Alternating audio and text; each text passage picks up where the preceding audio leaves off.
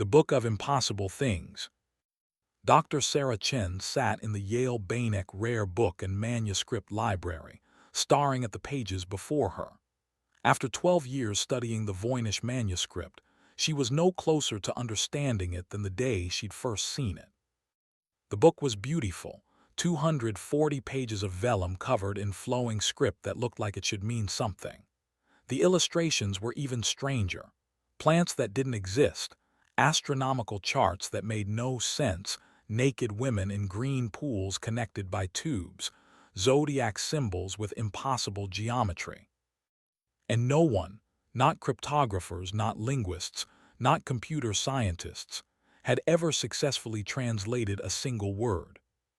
Still at it, her colleague Michael appeared with coffee. You know Einstein's definition of insanity, right? Doing the same thing and expecting different results. Yeah, I know. Sarah rubbed her eyes. But Mike, this has to mean something. Someone spent years creating this. Look at the consistency of the script, the deliberateness of the illustrations. This isn't random nonsense. Maybe it's just a medieval hoax, an elaborate con. For what purpose? The carbon dating puts the vellum at early 15th century. Who makes a 240-page joke in the 1400s? Michael had no answer. No one did. The Voynich Manuscript had passed through many hands over the centuries. Holy Roman Emperor Rudolf II, various scholars, finally to Wilfrid Voynich, who acquired it in 1912. Every owner had the same question. What does it say? Sarah turned to a page showing a plant with blue flowers and roots that spiraled impossibly. These plants, some look almost recognizable, almost, but not quite, like someone's describing real plants from memory but getting the details wrong. Or what? Or they're describing plants that don't exist here. Michael laughed, here meaning what, Earth? Sarah didn't laugh back. She'd been thinking about this for months. The astronomical charts don't match any known star patterns. The biological drawings show organs and systems that don't correspond to human anatomy. What if this isn't a cipher at all? What if it's a record of somewhere else? You're losing it, Sarah.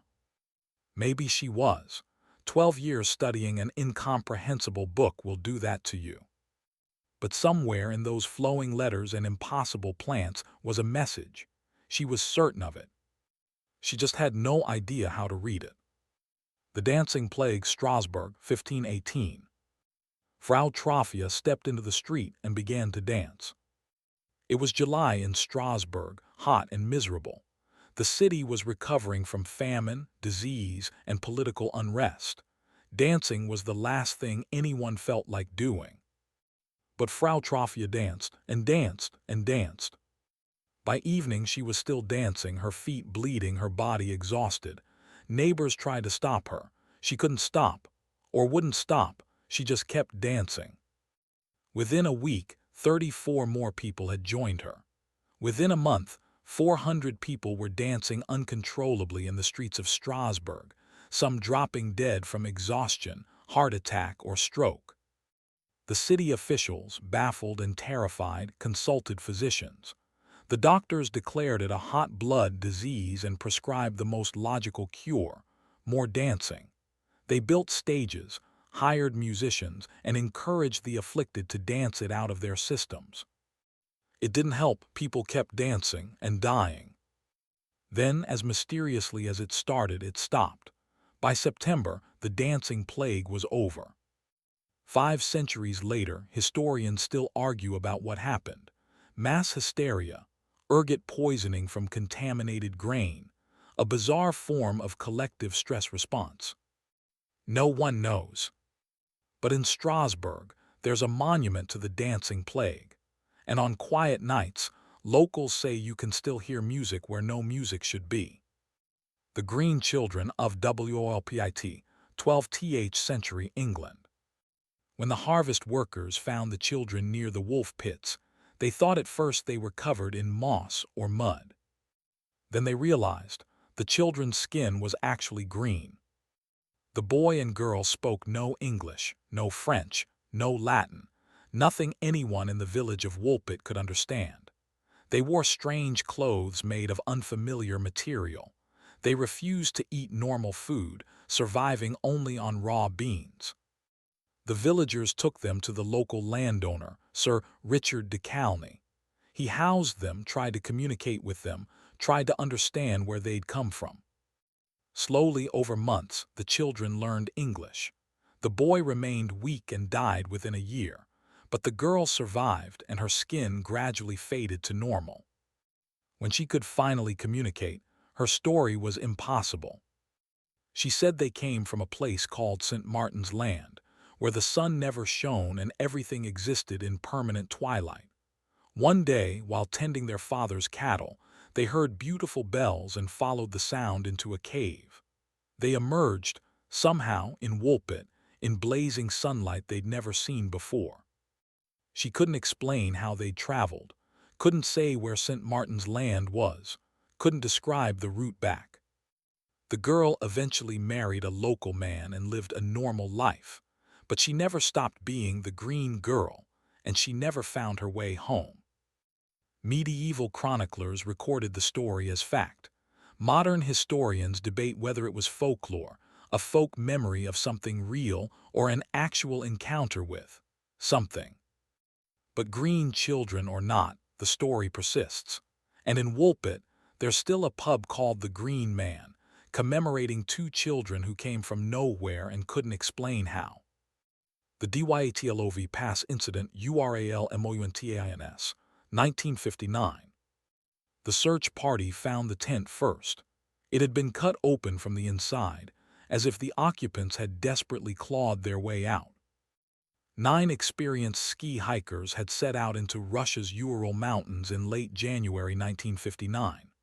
Led by Igor Dyatlov, they were all students and graduates of the Ural Polytechnic Institute, experienced in winter camping, well-equipped, responsible. They never came back. When searchers found their abandoned tent on February 26, the scene made no sense. The tent was intact except for the cuts from inside. Food, equipment, warm clothing, everything was still there, but the hikers were gone. Their tracks led downhill toward the tree line. Some were barefoot, some wore only one shoe. All were inadequately dressed for the extreme cold. The bodies were found over the next few months. Most had died of hypothermia, but 3 had suffered terrible internal injuries, crushed ribs, skull fractures. 1 was missing her tongue and eyes. The Soviet investigation found a compelling natural force had caused the deaths. That was it. Case closed. No explanation of what that force might be. Theories proliferated. Avalanche, infrasound causing panic, military testing, secret weapons, radiation trace amounts were found on some clothing.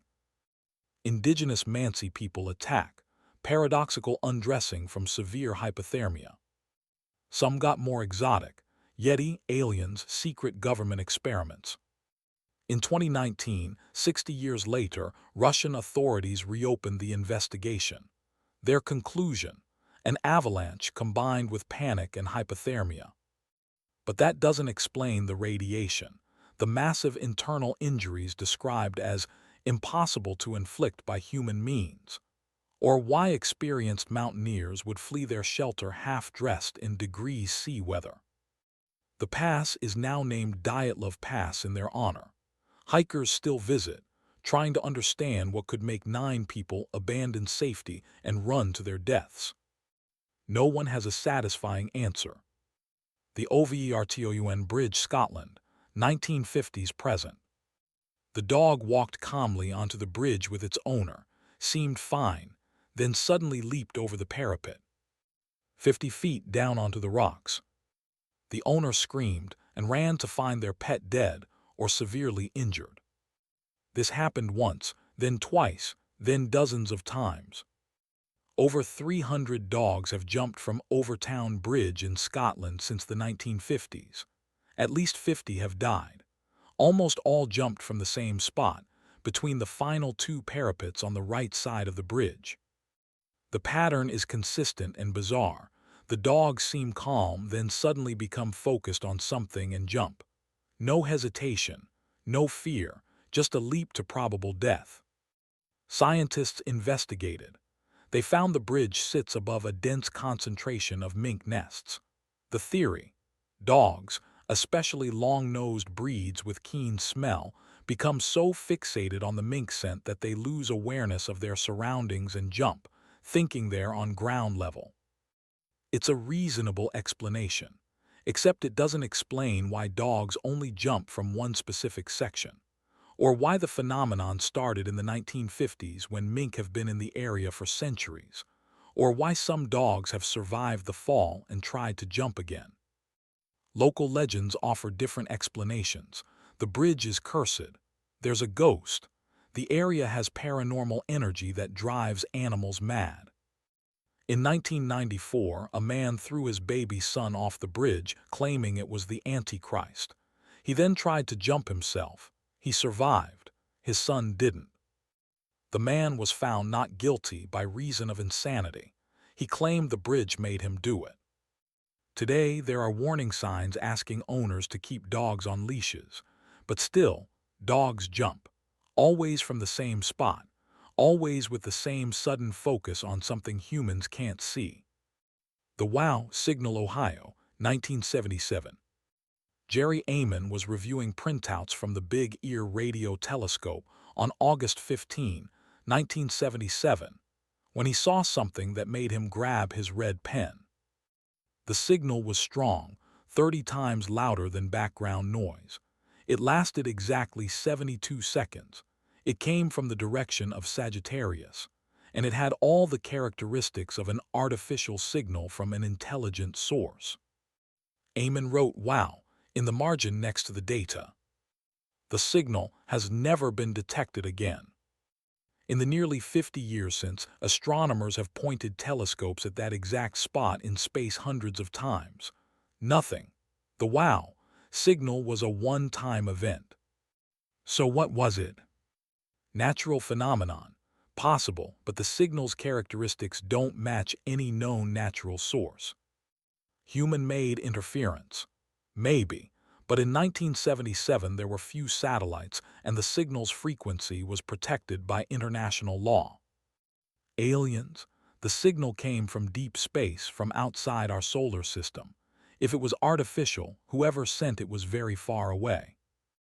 Or it could have been a reflection, a fluke, a statistical anomaly that happened to look like a message but wasn't. The frustrating thing is that we'll probably never know. The Big Ear telescope was demolished in 1997 to make room for a golf course, and whatever transmitted that signal, if anything did, hasn't said hello again. Jerry Amon, now in his 80s, still gets asked about it. His answer is always careful. I'm still waiting for a definitive explanation. So is everyone else.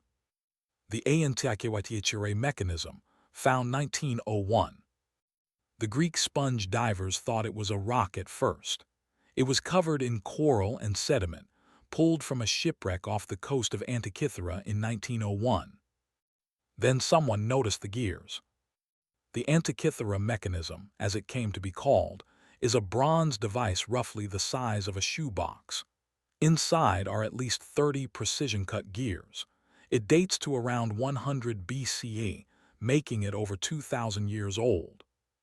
And it's a computer. Not metaphorically. It's an actual analog computer designed to predict astronomical positions and eclipses decades in advance. It could track the moon, the sun, all 5 known planets. It had a user manual inscribed on its surface. The sophistication of the mechanism is staggering. Nothing remotely as complex appears again in the historical record for another 1,500 years. Who built it? We don't know. The shipwreck contained items from both Greece and Rome, suggesting it was a trading vessel. The mechanism might have been made by someone following Archimedes' theories, or it might be evidence of a sophisticated tradition of mechanical engineering that's been completely lost. Why was it built? Possibly for navigation, or for teaching astronomy, or for astrological predictions, or simply as a demonstration of technical mastery. How many existed? Unknown. This is the only one ever found. Most frustratingly, what other technology existed that we've lost? If ancient Greeks could build this, what else could they build that left no trace? The mechanism sits in the National Archaeological Museum in Athens. About 95% of the inscriptions have been deciphered, but the questions it raises about ancient technology, lost knowledge, and capabilities we never suspected remain largely unanswered. It's a device that shouldn't exist, but it does. The Tunguska event, Siberia, 1908. At 7:17 a.m. on June 30, 1908, something exploded over the Tunguska region of Siberia with the force of 1015 megatons of TNT, roughly 1,000 times the Hiroshima bomb. The explosion flattened 80 million trees across 830 square miles. The shockwaves circled the Earth twice. Witnesses 40 miles away were knocked off their feet. The sky glowed at night across Asia and Europe for days afterward. But when scientists finally reached the remote site years later, they found no crater, no meteorite fragments, no obvious impact point. Just millions of trees laid out in a radial pattern from a central point, as if a massive explosion had occurred in the air. The best theory is an airburst, a meteorite or comet exploding before impact. But if so, where are the fragments? Where's the residue? Alternative theories have included a black hole passing through Earth, no evidence, a natural gas explosion geologically impossible there, secret weapons testing in 1908, and inevitably a UFO crash. The truth is probably mundane. A space rock exploded in the atmosphere, vaporizing almost completely, but probably isn't definitely, and the Tunguska event remains the largest impact event in recorded history that left almost no physical evidence. Sometimes the simplest explanation is, we don't know. The Roanoke Colony, Virginia, 1587-1590. When John White returned to Roanoke Island in 1590 after a 3-year delay, he found the settlement fortified but abandoned. 115 colonists, men, women, and children, including his own granddaughter Virginia Dare, the first English child born in the Americas, had vanished. The only clue was the word Croatoan carved into a palisade post and CRO carved into a nearby tree. Croatoan was the name of a nearby island and a local Native American tribe. The logical conclusion: the colonists had relocated there. But White couldn't reach Croatoan Island to check. Storms prevented his ship from landing, and he never raised enough funds to return. So what happened? Did they join the Croatoan tribe? Archaeological evidence suggests some English artifacts made it to Croatoan Island. DNA studies of modern descendants show potential English ancestry. Were they killed? Possibly, but by whom? Spanish, rival tribes, disease. Did they try to reach the main English settlement at Jamestown? They might have started walking and died along the way. The mystery has captured American imagination for over 400 years. It's been called the biggest unsolved mystery in American history. Because 115 people don't just disappear. They leave traces, bones, artifacts, records in other settlements. But the Roanoke colonists left almost nothing except one word carved in wood. And that word, Croatoan, has become shorthand for any inexplicable disappearance. A message that looks like it should provide answers but only deepens the mystery. Epilogue: the pattern. Dr. Sarah Chen closed her notebook and looked at the list she'd compiled. Dozens of historical mysteries, all with the same quality. They should be explainable, but they're not. The Voynich Manuscript should be either a cipher or nonsense, but expert analysis suggests it's structured like a real language, just one no one can read. The The dancing plague should be explainable by ergot poisoning or mass hysteria, but the specific patterns don't quite match. The Green Children should be folklore, but multiple medieval chroniclers recorded it as fact. Dyatlov Pass should be an avalanche, but the evidence doesn't fully support it. The Overtown Bridge should be explained by mink scent, but that doesn't account for the consistency of the behavior. The wow signal should be interference, but it had every characteristic of an artificial signal. The Antikythera Mechanism should be primitive, but it's more sophisticated than anything made for the next 1,500 years. Tunguska should show impact evidence, but there's almost none. Roanoke should have left traces, but the colonists disappeared almost completely. Sarah understood something that took years to learn. Some mysteries resist solution not because we lack evidence, but because the evidence itself is contradictory. Reality doesn't always make sense. Sometimes things happen that don't fit our models of how the world works. The question isn't whether these mysteries will ever be solved. Some might be, with new technology or lucky discoveries. The question is whether we're comfortable living in a world where some things remain inexplicable, where 240 pages of beautiful text might mean nothing or everything, where people dance themselves to death for no reason, where children with green skin appeared from an underground land and couldn't explain how, where 9 experienced hikers fled into the night and died from forces unknown, where dogs jumped from the same spot on a bridge for 70 years, where a signal from space said hello once and never again, where ancient Greeks built computers we didn't match for over a millennium, where 80 million trees fell from an explosion that left no crater, where 115 colonists vanished leaving only one word. Sarah looked back at the Voynich Manuscript, its flowing script mocking her 12 years of study. "What are you?" she whispered to the pages. The book, as always, didn't answer. But somewhere in its impossible plants and unknown symbols, there was a story of someone somewhere trying to leave a message. And maybe that was enough. Not understanding it, but knowing it existed. Knowing that someone long ago had something important enough to spend years creating this beautiful, incomprehensible thing. The mystery wasn't a problem to be solved. It was a reminder that the world is larger and stranger than we know. And some secrets keep themselves.